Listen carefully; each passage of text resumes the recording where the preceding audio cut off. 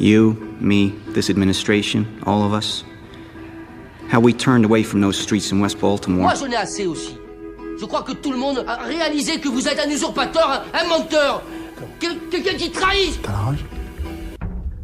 T'as la haine? Tant mieux. Sers-toi de ta haine. En politique, la haine, c'est mieux que les diplômes. When you play the Game of Thrones, you win or you die.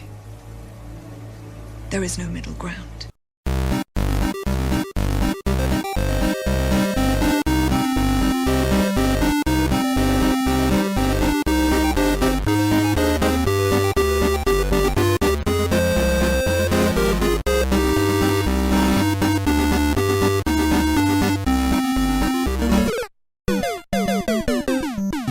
Bonjour à tous, Pop and Paul, volume 2, l'émission qui aborde le fait culturel et la politique autrement, de manière à la fois ludique et décomplexée, l'émission 100% nantaise. Bonjour messieurs. Bonjour Benjamin. Bonjour.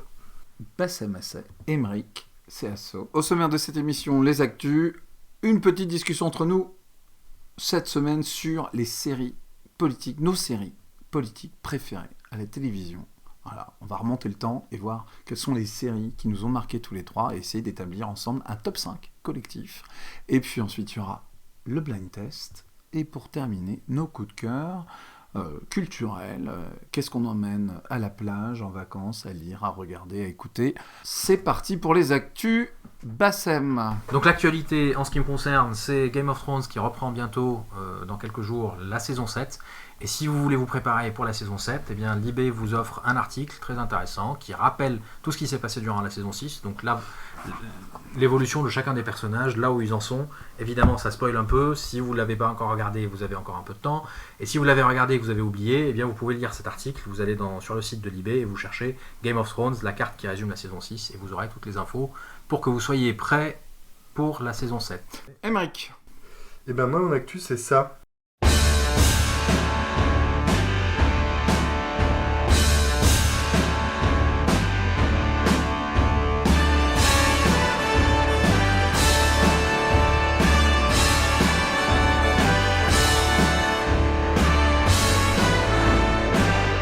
En fait, il s'agit d'une sortie de Neil Young juste avant le 4 juillet américain. Un espèce de clip un peu pamphlet écolo-pacifiste qui aurait pu être pas mal, mais il manque quelque chose. Ça fait un peu mièvre quand même. Alors peut-être parce qu'il joue avec Promise of the Reals et là il en est rendu à jouer avec les enfants de sa formation électrique avec Willie Nelson, avec laquelle il a enregistré Harvest et pas mal d'autres disques. Il joue avec les enfants maintenant. Et il y a moins de jeux justement quand il joue avec Crazy Horse. Et puis surtout, il avait fait un bon truc. Moi j'avais trouvé il y a une dizaine d'années quand il avait sorti Living with War, un album anti-guerre, anti-Bush. Puis il avait fait un site internet où il avait recensé toutes les chansons anti-guerre et anti-Bush, du rap, du rock, de tous les styles musicaux aux États-Unis. C'était pas mal.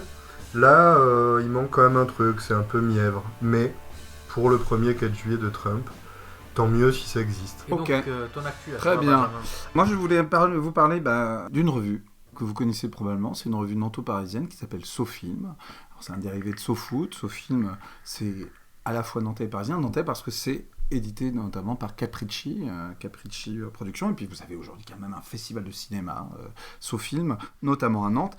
Eh bien, ils ont sorti un numéro spécial cet été, Politique et cinéma, au sommaire duquel vous retrouvez des portraits de dictateurs cinéphiles comme Saddam Hussein ou Kadhafi.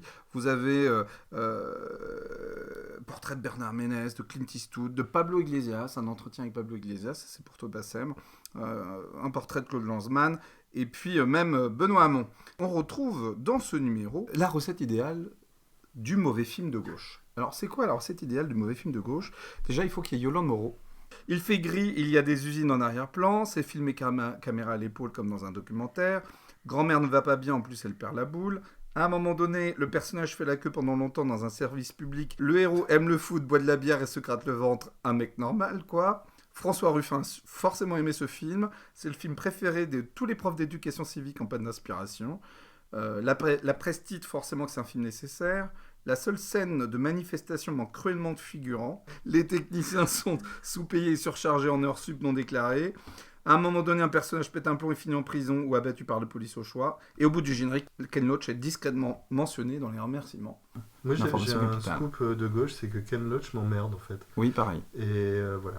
Des fois, on fait plus de politique que dans des films qui sont pas du tout politiques. Exactement. Que dans les grosses Je démonstrations. suis d'accord. Voilà. Et j'aime pas l'esthétisation de la misère. J'aime pas tout ça. Très C'est bien. mon coming out. Eh bien, ça promet un prochain numéro. On parlera de cinéma et de politique, mais cette fois-ci, messieurs, on parle de séries télé et de politique. C'est parti. They say we get the leaders we deserve. Well, here's what I think America deserves. A leader who's not afraid to look you in the eye and tell you what he believes. I believe in putting people first. I believe in putting America back on track. I believe in opening doors. And I'm willing to work with both sides so that we all get what we want. I'm a humble man. I've never forgotten where I come from. I've taken my licks, but I've never taken your support for granted. I believe in pointing people in the right direction. But in the end, we should all be free to make our own decisions. They say we get the leaders we deserve. I think America deserves Frank Underwood. And in your heart, you know I'm right. Alors, nous avons décidé pour ce second numéro d'une émission qui parle de politique et de culture, de parler de séries télévisées, politiques, c'est un genre en soi. Alors messieurs, je vous propose qu'on commence par le numéro 5, Bassem. House of Cards. Mais pas la dernière saison parce qu'elle est nulle. Moi, House of Cards, je l'avais plutôt mis dans les flops parce que ça partait bien. Mais en fait, c'est trop tiré par les cheveux, scénarisé. C'est du 24 heures chrono de la série politique en très politique. 24 heures chrono aussi, il y avait eu une bonne saison. Et voilà, moi, j'ai plutôt mis dans les flops. Moi, mon numéro 5, c'est du français, monsieur, français. Le Bureau des légendes, Éric Alors, Rochant. Yes. Éric Rochant avec Daroussin, Mathieu Kassovitz. des bons acteurs. Et franchement, c'est une très bonne série française, bien réalisée, assez simple, assez juste en termes géopolitiques et tout ça, qui se regarde très bien. Ça Et passe sur que j'apprécie, Canal, c'est ça? Ouais, Pour ça que j'ai jamais vu. La troisième Troisième saison je qui crois. vient de se terminer. Voilà. Et Vous l'avez vu tous les deux? Toi Moi, aussi, je l'ai tu l'as vue, vu? elle est excellente. Je l'ai pas mise dans mon top parce que je l'avais pas perçue comme une série Ouais, politique, on est mais effectivement, borderline, c'est mais- une série géopolitique. Et Mais elle moi, est je vraiment suis bien super faite. borderline sur toute ma sélection. donc. Mais je pense que de toute façon, on va arriver sur deux catégories, messieurs. Les bonnes séries politiques qui parlent essentiellement de politique et les bonnes séries qui parlent de politique. Là, on est quand même dans la géopolitique, donc ça reste. Oui, ça reste. Oui. Des Et est-ce choses que ça parle de comme notre époque? Mais oui, c'est complètement actuel, sur fond de contre-terrorisme. C'est la vie privée des agents secrets de manière excessivement réaliste. Et c'est pas mal du tout. Et qui s'inscrit dans le contexte du terrorisme, du Moyen-Orient, de l'État islamique, etc. Donc c'est vraiment bien fait et les acteurs, le jeu d'acteur est vraiment excellent. Jusqu'au moindre détail. Et ouais, c'est pas bourrin, c'est pas à gros traits, je trouve ça assez fin. Ouais. J'ai pas vu de conneries, moi, perso. Moi non plus. Ouais. J'ai pas vu de conneries, j'ai même vu des choses étonnantes. En général, quand on te met quelqu'un qui parle arabe dans une série qui parle de terrorisme, généralement c'est un arabe qui n'est pas un arabe du Moyen-Orient, la langue je veux dire. Tous les acteurs qui parlent arabe, sauf dans la dernière saison, mais dans les précédentes saisons, tous les acteurs qui parlent arabe parlent dans le détail de la langue de la région dont ils viennent. Donc c'est vraiment très bien fait. La saison précédente dans le Bureau des légendes. Je sais pas si vous connaissez Malotru, notre Clandé qui vient de finir sa mission en Syrie. Colonel, Comment vous vous appeliez là-bas? Paul Lefebvre, Et donc vous avez été amené à rompre certaines relations vous savez très bien de qui on parle. Tout va bien, tu me fais pas le syndrome du clandestin. C'est quoi ça, le syndrome du clandestin? Ça nous met tous en danger parce qu'on ne veut plus de sa vraie vie. Et toi Benjamin? Moi, mon numéro 5, c'est une série dans laquelle je suis mais que je n'ai pas terminée. C'est Borgen. Alors, vous savez, Borgen, c'est un peu la série phare, une des séries phares qui nous vient de Scandinavie. Je crois qu'elle nous vient même du Danemark. C'est une série qui nous conte l'histoire d'une femme, Brigitte Nyborg, et une femme qui accède au pouvoir. Et c'est la première femme élue Premier ministre. Et toi, tu l'as mis aussi? Je l'ai mis en numéro 3. Tu l'as mis en numéro 3. Mais non, c'est pas le bazar. Tu l'as mis en numéro 3. Ce qui est intéressant avec Borgen, c'est comme pas mal de séries aujourd'hui, actuelles, mais on pourrait même remonter jusqu'à 2006. Je sais pas si vous vous souvenez de cette série qui s'appelait Commander in Chief, avec Gina Davis, qui avait fait beaucoup parler d'elle, qui n'est pas une bonne série par ailleurs, mais qui avait été diffusée sur la 6 en 2006-2007. pendant les élections présidentielles où Ségolène Royal se présentait, on disait si un jour une femme accède au pouvoir, qu'est-ce que ça serait extraordinaire. Ça serait pas Ségolène Royal. Ce qui est intéressant dans Borgen, je trouve, c'est qu'on voit la politique d'un autre pays et d'un pays où la politique n'est pas trop mise en scène. Et c'est un peu comme les séries scandinaves héritent un peu des séries anglaises pour ça, c'est très réaliste, on a l'impression d'être dans la vraie vie des vrais gens. Numéro 4, Émeric. Moi, numéro 4, j'ai mis Rome. Alors, c'est une série politique, pas contemporaine pour le coup, qui suit donc la vie de deux légionnaires, leur accession politique. Il y en a un qui est élu tribun de la plèbe. C'est toute l'apogée de César jusqu'à son assassinat. Ce qui est bien, ce qu'on peut spoiler, parce que tout le monde est au courant que César meurt au bout d'un moment. Il suffit de regarder dans Wikipédia. Donc, une super série en fait qui nous plonge vraiment dans la Rome antique, les enjeux de pouvoir et tout ça, de manière très juste, relativement historique, et qui fait partie de ces séries où on regrette vraiment qu'il n'y ait pas eu de 3e saison, puisque je crois que le studio, le décor à Cinecittà avait été détruit par des intempéries, ce qui avait empêché la suite, mais je la reverrai bien. Avec plaisir. Eh bien moi, mon numéro 4 dans cette affaire, c'est Boss. Boss qui est l'histoire d'un maire de Chicago. Alors on ne sait pas vraiment à quel parti il appartient. En tout cas, c'est un peu le boss de Chicago. On apprend assez vite dès le début. Dès la scène d'ouverture. Dès la scène d'ouverture, qu'en fait, à un moment ou à un autre, il va devoir mourir. Et donc, maladie cérébrale dégénérative et tout le bordel. Oui. Vraiment, il est pas bien. On commence, la série commence sur les chapeaux de roue, c'est anxiogène au possible, son diagnostic, il va mourir bientôt. Et donc ça illustre en fait pas mal le côté un peu machiavélique du personnage, puisqu'il manipule tout le monde tout au long de des 2 saisons, 3 saisons. 2 saisons. Tout au long des 2 saisons. Qui finissent sur un... D'ailleurs, on aurait pu s'attendre à une 3e saison. Oui. Peut-être. C'est encore une série maudite qui s'est arrêtée à la saison 2 alors qu'elle s'arrête en plein milieu. Parce qu'elle a été produite quand même sur une obscure chaîne du câble qui s'appelait Stars, qui produisait pas grand chose à l'époque, avec quasiment que des inconnus génériques, à part peut-être Connie Nielsen qui était l'actrice la plus connue à ce moment-là, qui joue sa femme. Mais c'est aussi l'apanage des grandes séries, ces séries un peu maudites comme je l'ai mis en 2, mais je pense que c'est la meilleure série politique avec des enjeux politiques, un élu politique, etc. C'est la plus surprenante. Tous les gens qui ont Netflix et qui savent pas fouiller dans les fonds de Netflix, dans les fonds de tiroirs de Netflix, qui nous disent est-ce que t'as pas une bonne série, c'est leur dire vous tapez Boss, et il y a les 2 saisons disponibles, donc plutôt dans une bonne copie. Voilà, c'est très très bon. Et si, dernière précision sur Boss, c'est très important, le pilote est réalisé pas par n'importe qui, mais par un des plus grands réalisateurs américains du cinéma indépendant de ces dernières années, Gus Van Sant. Ça, c'est quand même un gage de belle qualité.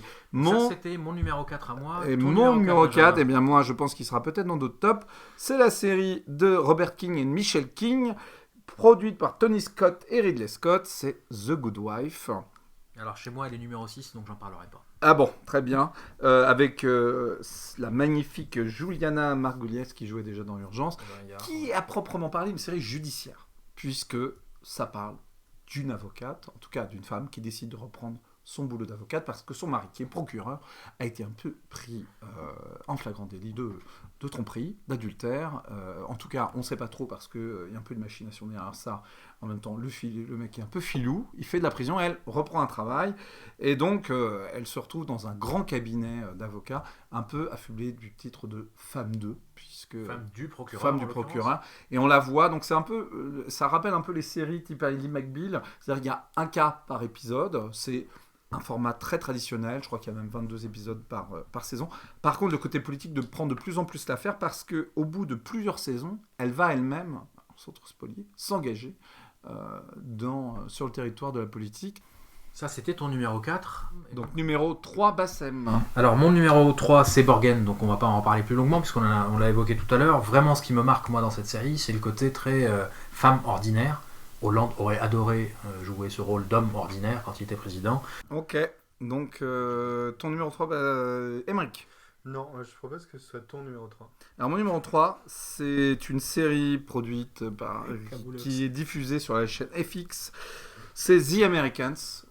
Ah oui. The Americans, donc ce couple, Philip et Elizabeth Jennings, la série commence, on voit une belle famille WASP américaine, on est en 1980, donc le président n'est autre que Ronald Reagan, on est en pleine guerre froide, et ben ce couple finalement ne sont pas des Américains ordinaires puisque ce sont des infiltrés.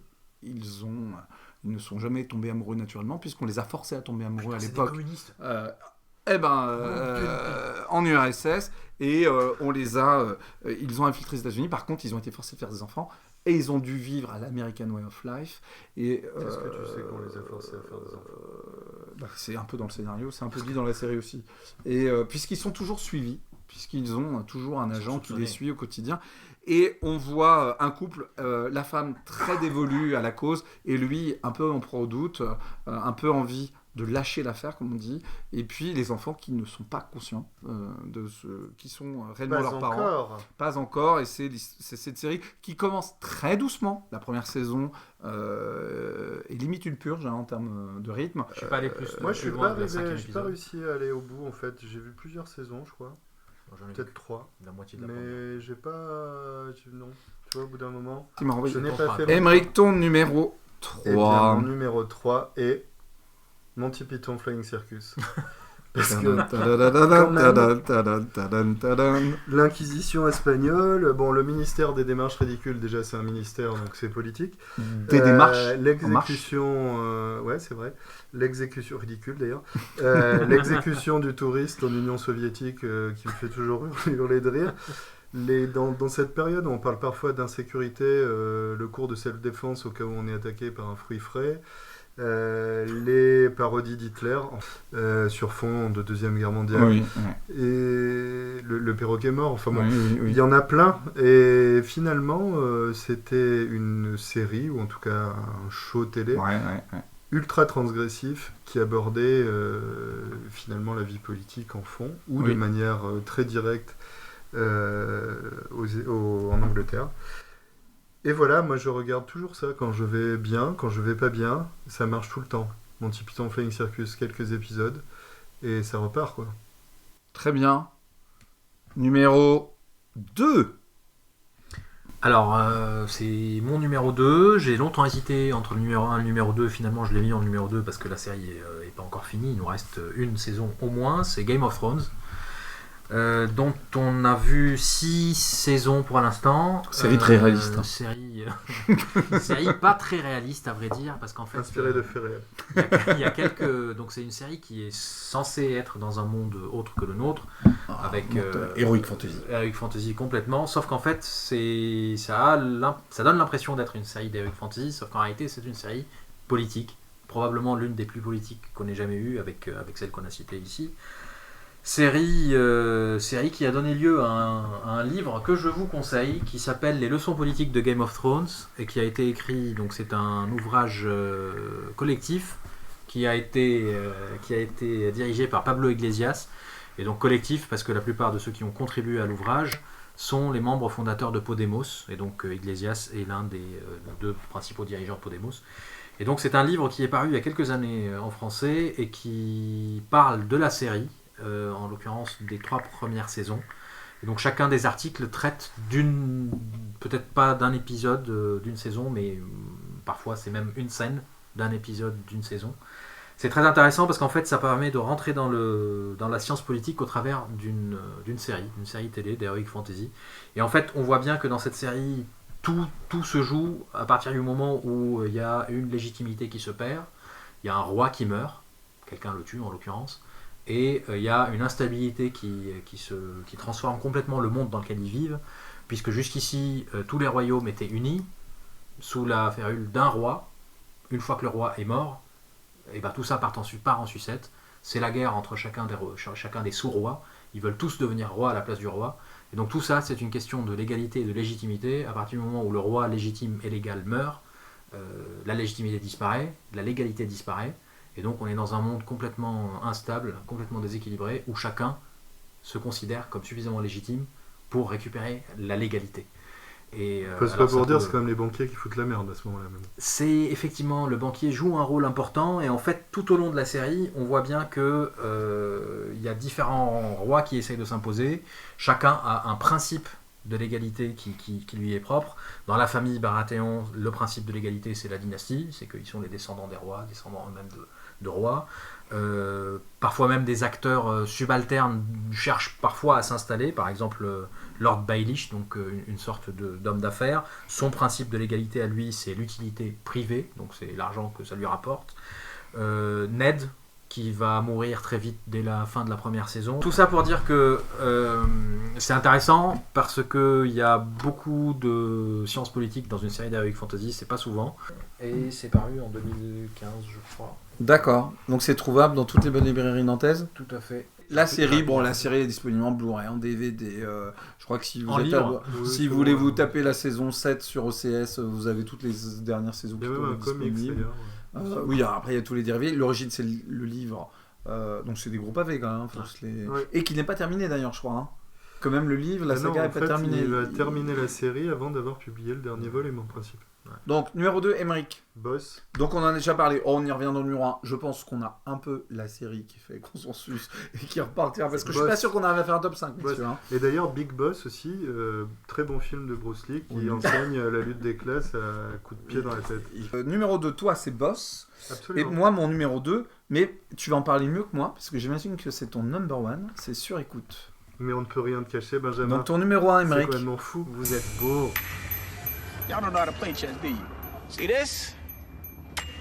This the kingpin, and he the man. I like your uncle. You get the other dude's king, you got the game. This the queen. She fierce. She move any way she want. She got all the moves. Remind me of Stringer. These are the pawns. They like the soldiers. In the game, they get capped quick. So how do you get to be the king? See, the king, stay the king. The Wire, donc c'est une série qui n'est pas directement politique, mais qui traite, je crois, le mieux d'une réalité politique et sociale américaine, de la ville de Baltimore en l'occurrence. Produite par HBO, encore sur HBO. Produite par HBO sur HBO. Le réalisateur, dont j'ai oublié le nom, mais je sais que c'est le créateur, David Simon. Qui voulait probablement faire au début un documentaire que personne n'a acheté, qu'il a transformé en série. Il s'agit donc de trafic de drogue dans les quartiers populaires de Baltimore et d'une équipe de police qui, avec les écoutes... Alors tout ça est daté, à mon avis ça n'a absolument pas vieilli, mais c'est daté parce que les premiers téléphones portables, voilà, les systèmes d'écoute qui sont plus les mêmes, il y a encore des cabines téléphoniques si je me souviens bien dans les premières... Ils achètent des portables qui jettent aussi. Ouais, des premières saisons, etc. Mais vraiment une ambiance, une série qui va au bout de la relation entre les personnages. Le découpage scénaristique, on sent bien qu'il n'y a pas un showrunner et des dizaines de scénaristes qui ont travaillé dessus, mais qu'il y a une intention d'aller plus au fond des sujets, mais en même temps il y a un découpage qui est un peu bordélique sur le récit. Il y a en fond toujours cette... famille, en gros, de dealers, ce clan quoi, de dealers, et puis cette petite équipe de policiers qui change, passe dans d'autres régiments de police et tout ça, mais cette petite équipe de policiers, puis après c'est thématisé, première saison, donc on installe l'ambiance, le quartier, deuxième saison autour... des docks, des dockers, du syndicat des dockers, de la corruption, etc. Il y a une troisième série, si je me trompe pas, qui traite de l'élection municipale à Baltimore. Donc 5 saisons en tout, et je crois que ça fait partie peut-être des 3 séries qu'on pourrait dire à tout le monde de regarder et qu'il ne faut pas manquer ça, quoi. Pour ceux qui ont des amis policiers, c'est mon cas, hein, j'ai des amis policiers, c'est mon deuxième coming out de la soirée. J'aime pas Ken Loach et j'ai des amis policiers. Il ne va plus me rester beaucoup d'amis à Nantes après avoir écouté tout ça, mais en tout cas, c'est une série qui est très réaliste sur les méthodes de police et de deal de ces années-là. La caméra, comme le sujet de la série se déplace à chaque saison, et là où c'est une vraie série politique, c'est que c'est une série qui s'intéresse à la cité, à la ville, et c'est la ville l'héroïne de cette série. Voilà, je suis d'accord, c'est un chef-d'œuvre. La série a été remaniée, parce qu'elle a un peu vieilli, elle est en 4 tiers, elle a été remaniée et reformatée par l'auteur lui-même, et donc c'est un beau cadeau, en Blu-ray en tout cas, ou en DVD. Elle repasse peu, Je crois que vraiment c'est une série qu'il faut. Je sais pas pourquoi. Ouais, elle est peu diffusée. Bah, et il faut rappeler quand même qu'une que série ça a comme été The un Shield. échec pour HBO. Ouais. Ça a été un échec pour HBO. Et qu'elle a dû son succès grâce au replay de HBO à l'époque et à la vente Blu-ray DVD. Et en attendant, vous dites pas pourquoi c'est une série politique. C'est une série politique parce que tu suis à la fois le citoyen, le clodo au coin de la rue, que tu suis le maire de la ville, tu suis toutes les strates. Les syndicats. Et finalement, Les syndicats, j'y reviendrai, je vais y revenir juste après, car je vais en parler. C'est pas si loin. C'est une version de 24 heures chrono réaliste et durable. Et beaucoup plus politique et beaucoup plus engagée politiquement, même dans ce qu'elle reflète. Mais finalement, on compare pas, mais... je compare parce que une réalité politique et sociale, quoi, tu vois, c'est... Là où 24 heures chrono a innové, parce que 24 heures chrono, c'est quand même des auteurs derrière, et là où 24 heures chrono a innové, c'est que tu suis à la fois le top, c'est-à-dire le président, et à la fois un agent qui, je vous le rappelle, dans les meilleurs moments de la série, parce que la série a connu des grands moments, je pense, on est dans l'Amérique ordinaire, hein. Il y a des épisodes, on est complètement dans l'Amérique de tous les jours. Bien entendu, c'est le concept tout le monde se souvient du concept des 24 heures, mais 24 heures chrono était une série qui réagissait aussi avec son temps politique. Elle a quand même mis un président noir à la tête, démocrate à la tête, dès la première saison, qui était le personnage de David Palmer, quelques années avant l'élection d'Obama, et puis une saison sur deux. Je ne reparlerai pas de 24 heures parce que là j'en parle, donc je ne reparlerai pas, mais une saison sur deux de 24 heures chrono était scénarisée soit par des scénaristes républicains, soit démocrates, et ça se ressent. Je ne sais pas si vous vous rappelez, il y a des séries qui étaient très réac, il y avait des saisons très réac et des saisons plutôt... Mais il y avait la saison 3, si je me souviens bien, où il s'agissait d'empêcher le complexe militaro-industriel de provoquer la guerre au Proche-Orient parce qu'ils inventaient des preuves d'armes chimiques utilisées. Exactement, c'est dans la saison 3, oui. Et moi, je crois que c'est une de mes préférées. Et il y a des épisodes... Attends, c'est celle avec le mariage ou pas? Parce que ça, c'est très fort. Quand ils jouent avec nos propres stéréotypes, avec le mariage mixte, on pense tous que c'est le mec qui est... justement, tu parlais des acteurs arabes. La représentation musulmane, on se dit c'est lui le terroriste, et finalement c'est sa femme qui a complètement été endoctrinée, qui est la sœur même de la femme qui collabore avec Jack Bauer. En tout cas, les 3-4 premières saisons sont pour moi vraiment un chef-d'œuvre de télévision. Après, la première, même en termes de concept, parce qu'ils ont inventé un truc dans le récit où la saison de 24 heures, elle dure 24 heures et tout. Je me souviens que j'étais veilleur de nuit dans un hôtel à l'époque, et que j'aimais pas trop quand les clients arrivaient. Ça passait à 1h du matin sur Canal, ou entre minuit et 1h, je crois. Ça passait le samedi, je me souviens plus. Enfin, il y a une date dans la semaine où ça passait entre minuit et 1h en VO, et que je regardais, et j'étais dégoûté. Je balançais les clés. C'est la série qu'il fallait mettre en DVD. C'est bon, tiens. Fallait la mettre en DVD, parce que je crois que la notion même de binge... c'est en direct. Bah oui, c'est pour ça. Moi, je les ai découverts dans DVD. Je crois que la notion même de binge-watching peut-être née à cette époque-là. Après, la première saison n'est pas la meilleure, mais non, la première saison la fin est très décevante. C'est un peu comme House of Cards. Ça se délite. Puis surtout, ils ont fait des nouvelles séries. Il y a eu un film. C'est bon. Donc, numéro 1, Emmerich. Tu viens de nous le dire, c'est donc The Wire, qui est mon numéro 2. Ton numéro 1. Et ben mon numéro 1, c'est Boss, et on en a déjà parlé. Et ben c'est ton number 1. Mon number 1, j'ai longtemps hésité avec Game of Thrones, et finalement c'est West Wing qui l'a emporté. West Wing, qui est une série, alors je me rappelle même plus sur quelle chaîne ça passait en France, en tout cas c'est une série qui a... Si, je vais te le dire, ça passe sur Série Club.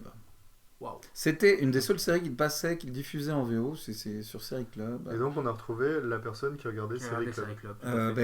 Non, parce que moi, mon grand désespoir, je pense que c'est le tien, Emmerich aussi, c'est la série qu'on aurait rêvé de mettre dans notre top, sauf que toi et moi, on l'a pas vu. Et ben en fait, vous ratez quelque chose.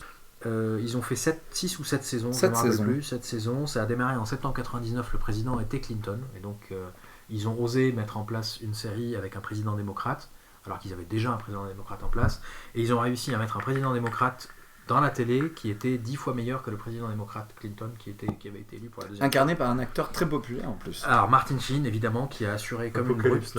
En réalité, au départ, il devait même pas être au cœur de la série. La série devait se focaliser sur son entourage, sur son cabinet, sur ses collaborateurs.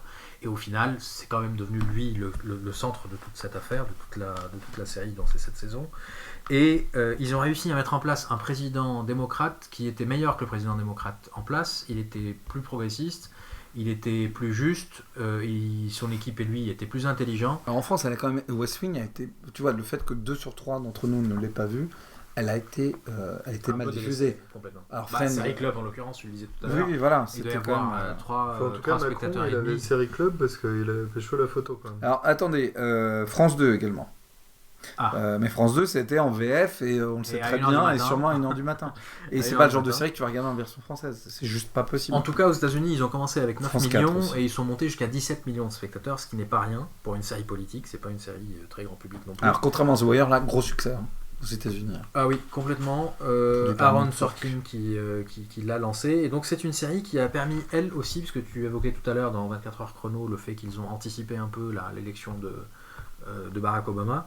Là aussi, ils ont anticipé puisqu'ils se sont inspirés de la personnalité du personnage qui à l'époque n'était pas encore connu, Obama, congressman de l'Illinois, enfin de Chicago, puisqu'ils se sont inspirés d'Obama pour créer un personnage qui allait devenir le président, qui est latino, démocrate, qui est latino, Matthew Santos, qui est latino et qui s'est retrouvé président lors de la dernière saison.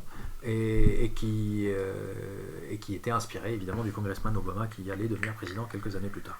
Donc une série qui allait parfaitement avec l'époque, puisqu'elle prenait en compte les attaques terroristes par exemple.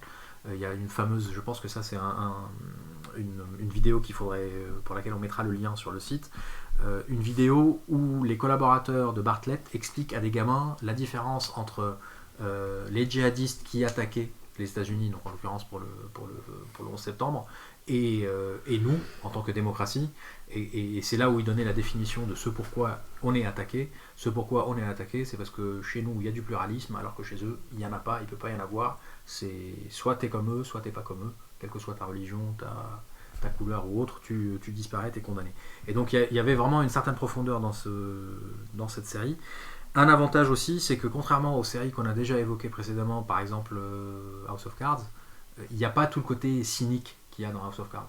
C'est-à-dire qu'une série politique aujourd'hui, c'est un président qui est un meurtrier.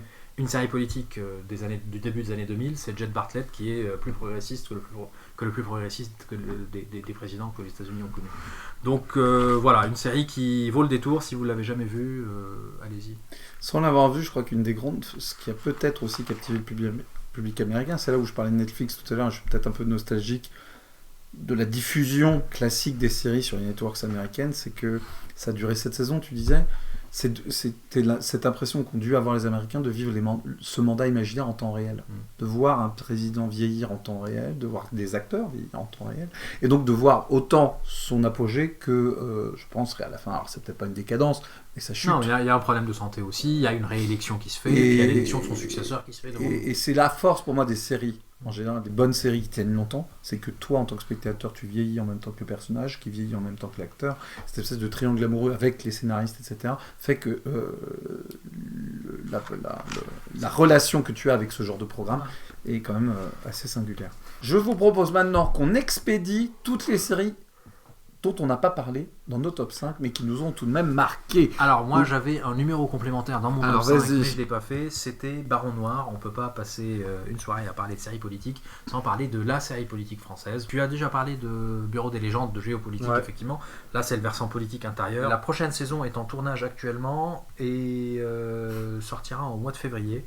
Et donc pour moi c'est une série qui, malgré quelques écueils, reste quand même un bon scénario qui donne une très mauvaise image de la politique, certes, mais... ils ont eu la bonne idée d'aller chercher des gens qui avaient vraiment vécu les épisodes. Voilà, et donc j'ai hâte de voir la saison 2. Moi j'ai un problème avec l'acteur que je trouve pas crédible du tout. Cadmerade. Ah oui. Il est crédible un peu 1 minute sur 2 en fait. Il a quelques moments un peu de grâce. Et oui, mais en fait, pour moi, tout n'est pas crédible. Niels Arenstrup est très bon, en Hollande. J'allais dire en Mitterrand, mais... Bah oui, entre Mitterrand et Hollande. Ouais, il est un peu Hollande quand même, parce qu'il y a maintenant où il se plante, c'est quand même très hollandais. Oui, mais il n'y arrive pas, donc c'est plutôt Hollande. Il n'y arrive pas, mais il essaye quand même. Hollande, ça va durer 2 secondes et... Ouais.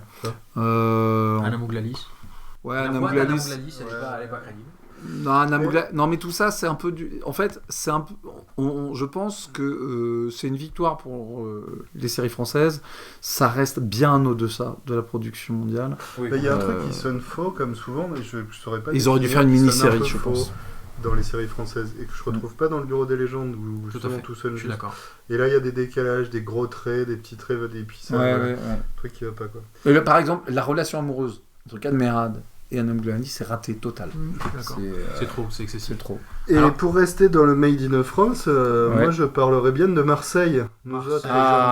Série. La série Netflix française. La série Netflix est arrivée en France en nous disant attention, on va faire Marseille. Et voilà, ils auraient mieux fait de pas le faire. On s'attendait tous à un House of Cards, au moins un House of Cards à la française. Le ratage, avec Depardieu, le ratage monumental et magistral de l'année, je pense. Et alors, qu'est-ce que t'en as pensé ? D'abord, quand on n'est pas marseillais, parce que chacun a ses défauts, on n'est pas tous obligés d'être marseillais, on fait pas semblant de parler avec l'accent un peu cher, comme Magimel, qui est pourtant un bon acteur, et dans cette série, il est vraiment nul à chier, tu vois. J'ai regardé la série jusqu'au bout, je l'ai trouvé nulle dès le premier épisode, mais j'ai quand même tenu à la regarder jusqu'au bout, parce que c'était Netflix. Et en fait, c'est nul. Mais a posteriori, quand on repense aux 6 derniers mois, on se dit quand même qu'il y avait une sorte de prémonition dans cette série où le fils tue le père, puisque Magimel essaye de tuer celui qui est son père politique et qui s'avère être... C'est un peu un des vieux classiques quand même. Comble des ridicules, oui, certes, on a parlé tout à l'heure de Jules César, mais quand même, quand on se retrouve avec un Macron qui tue symboliquement Hollande, on se dit qu'ils ont eu une forme de prémonition. Personne n'a cité Homeland, mais bon... C'est bien d'en parler 2 secondes. Les 2 premières saisons. On a parlé de 24 heures chrono, c'est un peu la même chose, c'est les mêmes créateurs. Moi j'aime bien Homeland, mais... Ouais, c'est pareil, ça traîne, et c'est très inégal. La première saison est pas mal. Les 2 premiers qui sont basés. En fait, Homeland, c'est les mêmes créateurs que 24 avec les mêmes défauts que 24 heures chrono. Ouais, mais dès que les enfants rentrent en jeu, c'est pourri. Oui, et la série israélienne, mais c'est comme au Roi de Gordon, on voit bien que c'est bien remanié. C'est bien remanié par les auteurs de 24 heures chrono, ça tient bien. Et puis Scandale, quoi, dans les gros flops avec un président. J'ai jamais vu cette série, moi. Alors, Scandale, j'ai vu quelques épisodes. Racontez-moi, c'est un flop de chez flop. Non, c'est nul. Donc c'est vraiment nul. Une équipe de com, une nana qui gère la com d'un président qui tombe amoureuse du président, tout ça, puis ça traîne. Puis une histoire de meurtre aussi, ou je sais quoi. Donc c'est pareil, c'est l'anti-Jet Bartlett en fait, le président de Scandale. Et l'actrice est nulle, rien qu'à voir ses grimaces à la télé, elle fait tellement de grimaces qu'elle n'est pas crédible. Et moi, il y a une série que j'ai hésité à mettre dans mon top 5, c'est Black Mirror. Et Black Mirror... Qui parle de politique, ouais. Qui parle de politique... le premier épisode, notamment. C'est extrêmement politique, puisque c'est les terroristes qui forcent le Premier ministre a sodomisé un cochon, puisque c'est le scénario. Sinon, il tue, je sais plus... Sinon, ils tueront la fille de la princesse, ou je sais pas comment...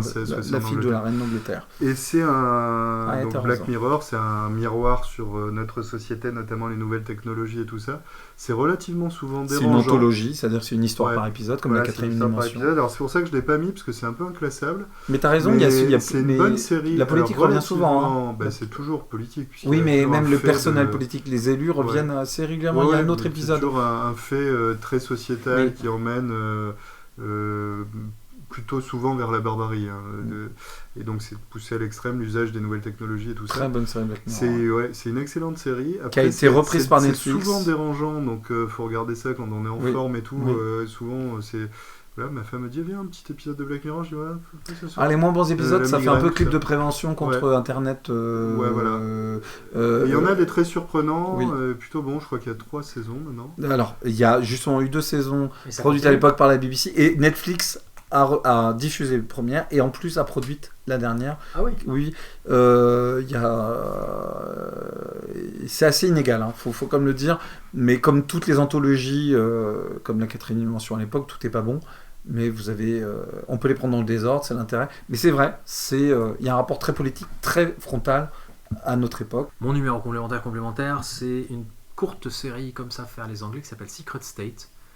Avec David Byrne qui a le rôle d'un Premier ministre de remplacement, parce que le Premier ministre initial se fait assassiner, et donc ça se passe sur 6 ou 7 épisodes, je ne me rappelle plus très bien. C'est une mini-série. Ça date de 2012, et franchement ça vaut le coup, et ça m'a marqué parce qu'il y a, tout comme cette fameuse scène où les collaborateurs de Jet Bartlett expliquent ce que c'est qu'Al-Qaïda et pourquoi ils s'attaquent au pluralisme, et ben là il y a une scène qui m'a marqué, c'est un discours que tient ce Premier ministre provisoire de remplacement, et un discours qui est probablement l'un des plus beaux discours politiques que j'ai jamais vu.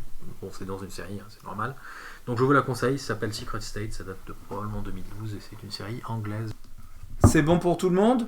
Ouais. Messieurs, est-ce que vous avez répété, vous avez réécouté vos chansons préférées, toutes les chansons militantes de votre patrimoine musical, car messieurs, nous passons au blind test.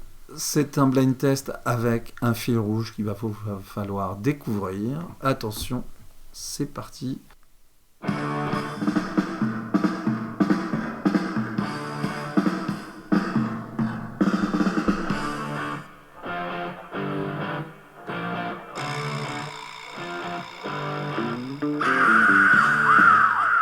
Hip-hop.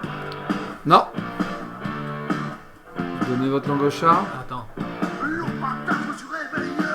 Antisocial.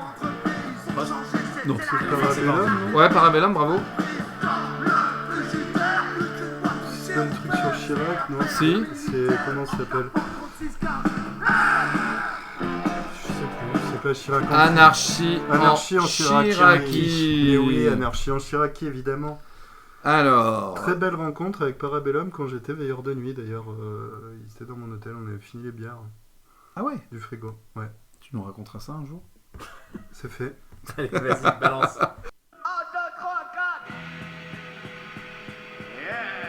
Roulez jeunesse, roulez. Ça,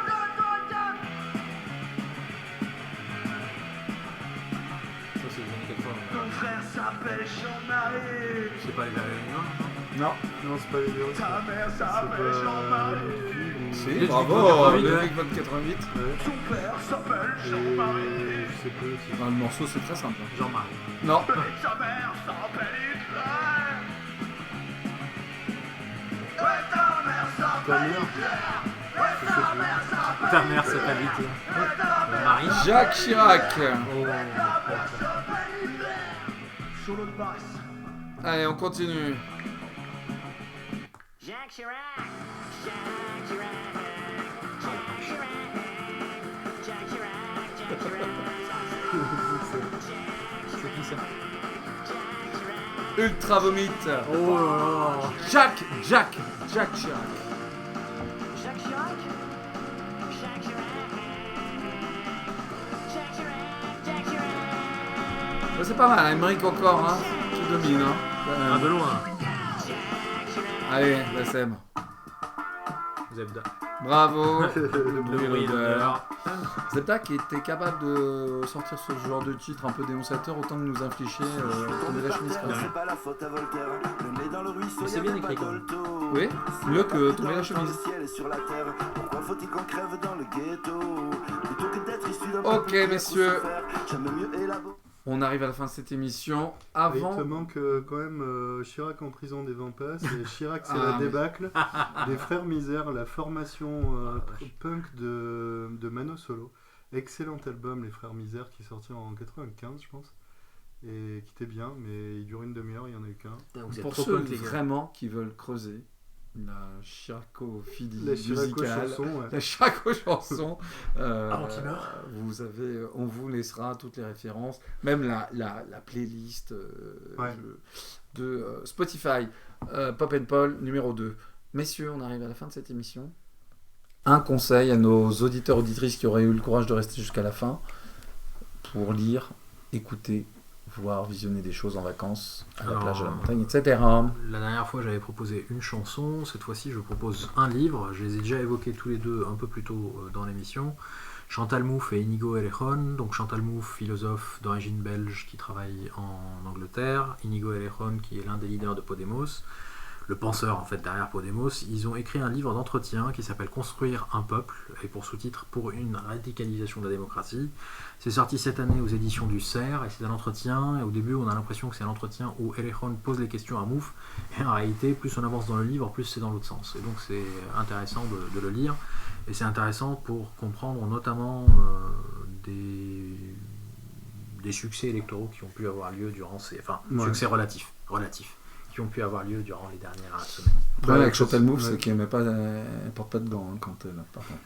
Pas mal, et elle a beaucoup inspiré Mélenchon sur sa définition du populisme. Ah, c'est intéressant. Tout à fait. Voilà. Emmerich ? Moi, c'est un bouquin aussi, La Porte des Mondes de Robert Silverberg, qui est un vieil auteur encore en vie de science-fiction que j'ai découvert au Salon du Livre. Pas l'auteur lui-même que je connaissais, le bouquin en tout cas, édition Mnemos. Belle finition un peu vintage, couverture renforcée, etc. Et en fait, c'est l'histoire qui m'a bien plu.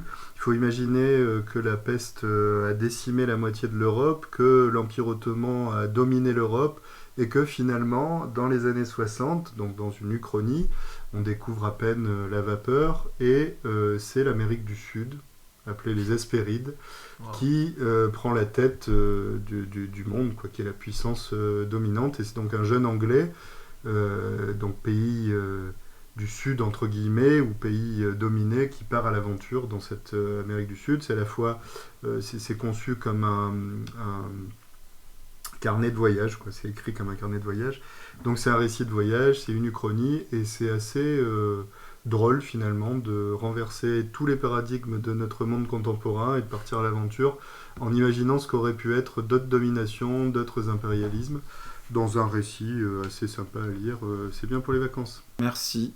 Moi, c'est un combo que je vous propose. C'est un livre et son adaptation en série. C'est Neil Gaiman. Je ne sais pas si vous connaissez Neil Gaiman, grand auteur, qui fait à la fois des romans, qui fait des scénarios de BD, pas mal de choses, et qui, grâce à la série adaptée du roman, j'ai découvert donc American Gods.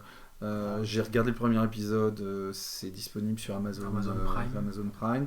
C'est une série qui est créée par un grand bonhomme qui est Brian Fuller. Brian Fuller, il avait fait Dead Like Me, je ne sais pas si vous vous souvenez de cette série. Il a fait également les plus beaux épisodes d'Heroes, la première saison, et il a fait Hannibal, très très bonne série. Et là, il a fait l'adaptation. J'ai regardé le pilote et en fait, j'ai trouvé ça tellement bien que j'ai arrêté tout de suite.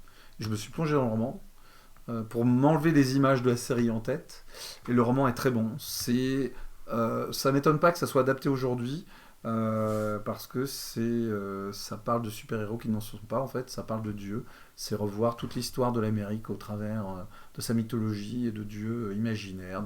C'est à la fois trash et à la fois pop et à la fois glauquissime. C'est très très bon. Je sais pas si tu l'as lu, Émeric. Non, mais en tout cas, je vous conseille le roman. Et Neil Gaiman, c'est très très bon. Il y a Sandman, la BD, que je vous conseille également. Merci Benjamin. Merci Bassem. Merci Émeric. On vous promet de vous retrouver bientôt. Je